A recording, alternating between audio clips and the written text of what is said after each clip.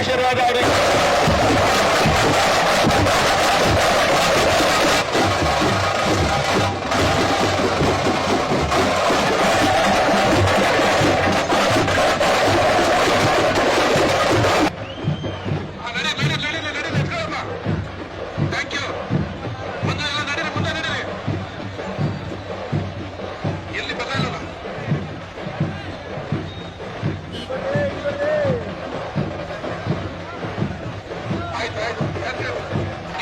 ಬಹಳ ಸಂತೋಷದಿಂದ ನೀವು ಬರ್ಮಾಡ್ಕೋತಾ ಇದ್ದೀರಿ.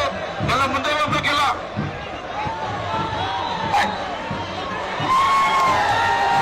ಮುಖ್ಯಮಂತ್ರಿ ಸಿದ್ದರಾಮಯ್ಯನವರು, ಮುಖ್ಯಮಂತ್ರಿ ಡಿ ಕೆ ಶಿವಕುಮಾರ್ ಅವರು, ಸಿದ್ದರಾಮಯ್ಯನವರು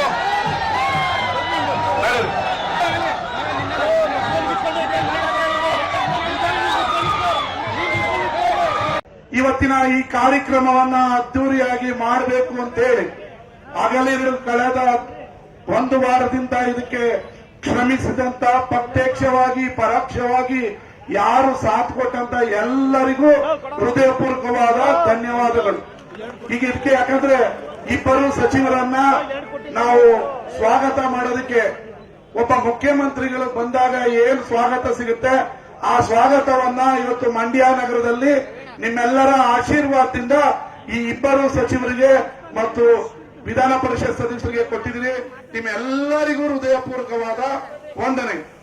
ಇವತ್ತು ಈ ಇಬ್ಬರು ಮಂತ್ರಿಗಳನ್ನ ನಮ್ಮ ಸರ್ಕಾರ ಕೊಡುಗೆ ಕೊಟ್ಟಿದೆ. ಮಂಡ್ಯಕ್ಕೆ ಬಹಳಷ್ಟು ನಿರೀಕ್ಷೆಯನ್ನ ಇವರಿಂದ ಇಟ್ಟು ಈಗ ಆಲ್ರೆಡಿ ಹಲವಾರು ಅಭಿವೃದ್ಧಿ ಕಾರ್ಯಗಳು ಮುನ್ನಡೀತಾ ಇದೆ, ಸಾಕ್ತಾ ಇದೆ. ಈಗ ಇವರಿಬ್ಬರು ಆನೆ ಬಲ ಬಂದಂಗ ನಮಗೆ, ಒಬ್ರು ಸಿಂಹ ಒಬ್ರು ಹುಲಿ. ಗರ್ಜಿಸ್ಬೇಕಷ್ಟೇ ಜಿಲ್ಲೆಯಲ್ಲಿ. ಏನ್ ಮಾಡ್ಬೇಕು? ಹುಲಿ ಸಿಂಹ ಗರ್ಜಿಸ್ಬೇಕು. ಇನ್ನ 1.25 ವರ್ಷದಲ್ಲಿ ಮಂಡ್ಯದಲ್ಲಿ ಗರ್ಜನೆಯಿಂದ ಅಭಿವೃದ್ಧಿ ಕಾರ್ಯಗಳು ನಡಿಬೇಕು. ಅವರು ಮಾಡ್ತಾರೆ ಅನ್ನೋ ವಿಶ್ವಾಸ ನಮಗಿದೆ.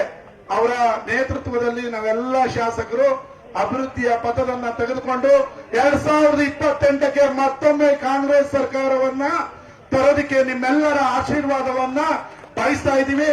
ಅದಕ್ಕೆ ಇವರಿಗೆ ಆಶೀರ್ವಾದ ಮಾಡಿ ಇವರು ಮನೆ ಮನೆಗೆ ಬಂದು ನಿಮ್ಮೆಲ್ಲರ ಸೇವೆ ಮಾಡೋದಕ್ಕೆ ಇದ್ದಾರೆ.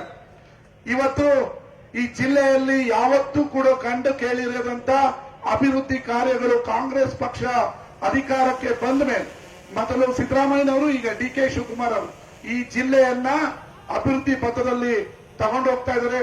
ಅವರ ಜೊತೆಗೆ ಈ 2 ಮಂತ್ರಿಗಳನ್ನ ಕೊಟ್ಟಿರೋದು ನಮಗೆ ಹೆಮ್ಮೆ ವಿಚಾರ ಅಂತ ಹೇಳಿ, ಇನ್ನ ಅವರಿಬ್ರು ಸಾಕಷ್ಟು ಮಾತಾಡಬೇಕಾಗಿರೋದ್ರಿಂದ ನಾನು ಹೆಚ್ಚಿಗೆ ಮಾತಾಡಲ್ಲ. ಇವರಿಬ್ಬರಿಗೂ ಒಳ್ಳೇದಾಗ್ಲಿ. ಚಲವಣ್ಣ ನರೇಂದ್ರನವ್ರಿಗೆ ಮಂಡ್ಯ ಜಿಲ್ಲೆಯನ್ನ ಅಭಿವೃದ್ಧಿ ಮಾಡೋದಕ್ಕೆ ನಿಮ್ಮಿಬ್ಬರ ಸಹಕಾರ ಮತ್ತೆ ಬಜೆಟ್ ನಲ್ಲಿ ಹಣ, ಈ ಕ್ಷೇತ್ರದ ಅಭಿವೃದ್ಧಿಗೆ ಅನುದಾನ ಹೆಚ್ಚಿಗೆ ಕೊಡಿಸ್ಬೇಕು. ನೀವು ಬರೀ ನಾಗಮಂಗಲ ಮಳವಳ್ಳಿ ಅಲ್ಲ, ಮಂಡ್ಯ ಹೆಡ್ ಕ್ವಾರ್ಟರ್, ಈ ಮಂಡ್ಯ ವಿಧಾನಸಭಾ ಕ್ಷೇತ್ರದ ಜಿಲ್ಲಾ ಕೇಂದ್ರ ಬಹಳ ಅಭಿವೃದ್ಧಿ ಆಗ್ಬೇಕಾಗಿದೆ. ನೀವು ಇದಕ್ಕೆ ಕೊಡುಗೆಯನ್ನ ಅದು ಅನ್ಕೋಬೇಡಿ, ಮಂಡ್ಯ ರವಿ ಕ್ಷೇತ್ರ ಇದು ನಮ್ದಲ್ಲ ಅಂತ. ಯಾಕಂದ್ರೆ ಈ ಜಿಲ್ಲೆಯ ಹೆಡ್ ಕ್ವಾರ್ಟರ್ ನೀವು ಅಭಿವೃದ್ಧಿ ಮಾಡಿದ್ರೆ ಇಡೀ ಇಂಡಿಯಾ ಕರ್ನಾಟಕ ನೋಡುತ್ತೆ. ಹೆಚ್ಚಿನ ಅನುದಾನವನ್ನ ಈ ತಾಲೂಕಿಗೆ ಮಂಡ್ಯ ನಗರಕ್ಕೆ ಕೊಡಬೇಕು ಅಂತ ಹೇಳಿ ನಿಮ್ಮನ್ನ ಅದ್ಭುರಿಯಾಗಿ ಸ್ವಾಗತಿಸಿದ ಸರ್ವರಿಗೂ ನನ್ನ ಹೃದಯಪೂರ್ವಕ ವಂದನೆಗಳನ್ನ ಹೇಳಿ ನನ್ನ ಮಾತನ್ನ ಮುಗಿಸ್ತೀನಿ. ಧನ್ಯವಾದಗಳು. ನಮಸ್ಕಾರ. ನಮ್ಮ ಯೂಟ್ಯೂಬ್ ಚಾನೆಲ್ನ ಸಬ್ಸ್ಕ್ರೈಬ್ ಆಗಿ, ಲೈಕ್ ಮಾಡಿ, ಪಕ್ಕದಲ್ಲಿ ಕಾಣಿಸೋ ಬೆಲ್ ಐಕನ್ನ ಕ್ಲಿಕ್ ಮಾಡಿ.